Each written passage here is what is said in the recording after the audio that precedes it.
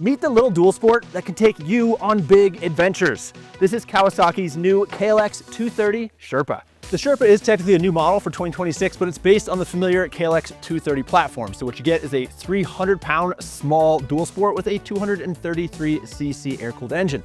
It's good for about 16 horsepower and maybe about 70 to 75 miles an hour on the freeway. But the freeway is not what this bike is meant to excel at. It is meant to be a motorcycle for new and entry-level riders who want to explore on-road and off. And I've spent all day riding this motorcycle. I've got some good impressions of it. And right now I'd like to give you my 2 least favorite features on the Sherpa, as well as my 3 favorite features. Let's go.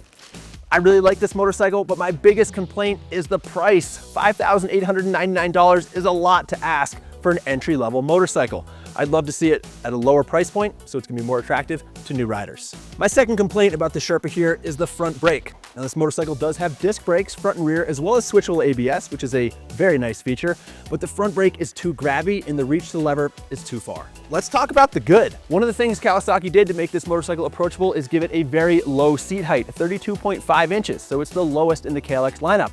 And frankly, I really like the ergonomics. I like being able to put my feet down, and despite this motorcycle being appropriate for riders as short as say 5'4", at 5'11", I fit fine, even standing up on the pegs. Another thing that Kawasaki did really well is get the suspension dialed in. You're only working with 6.2 inches in the front and 6.6 inches in the back, but it's got appropriate spring rates and damping, so it's not soggy, it doesn't wallow, and you can actually ride it pretty hard off-road and slam it into some obstacles without bottoming or getting bucked. Finally, I am a big fan of this tubeless rear wheel they've put on the new Sherpa.